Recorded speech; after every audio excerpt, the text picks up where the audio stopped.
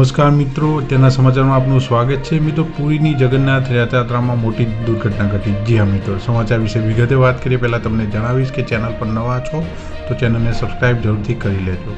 પુરીના ગુંડીચા મંદિરમાં મંગળવારે રાત્રે 9 વાગે દુર્ઘટના ઘટી હતી. હકીકતમાં 8 જુલાઈએ રથયાત્રા બાદ ગુંડીચા મંદિરમાં પહાડી વિધિ ચાલી રહી હતી.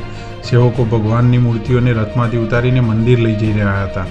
બલભદ્રજીની મૂર્તિ ઉતારતી વખતે સેવકોના રથના ઢોળા ઉપર લપસી પડ્યા અને મૂર્તિ તેમના પર પડી, જેમાં 9 લોકો ઘાયલ થયા હતા. 5 હોસ્પિટલમાં સારવાર હેઠળ છે. જોકે મૂર્તિને કોઈ નુકસાન થયું નથી. ઇજાગ્રસ્ત સેવકે કહ્યું કે મૂર્તિ સાથે બાંધેલા દોરડામાં કોઈ સમસ્યાના કારણે આ અકસ્માત થયો હતો.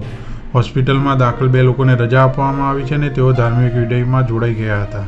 ઓડિશાના મુખ્યમંત્રી મોહન ચરણ માંઝીએ આ ઘટના પર ચિંતા વ્યક્ત કરી અને ઘાયલ સેવકોના ઝડપી સ્વાસ્થ્ય થવાની કામના કરી.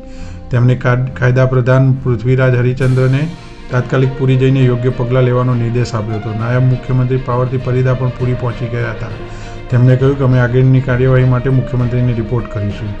પુરીમાં રથયાત્રા દરમિયાન ભગવાન બલભદ્રના તાલ ધ્વજ રથને ખેંચતી વખતે એક ભક્તનું ગુંગરામણથી મૃત્યુ થયું હતું. તેને હોસ્પિટલ લઈ જવામાં આવ્યો હતો, જ્યાં ડૉક્ટરોએ તેને મૃત જાહેર કર્યો હતો. આ ઉપરાંત ભીડમાં ગુંગરામણના કારણે 8 લોકોની તબિયત લથડી હતી.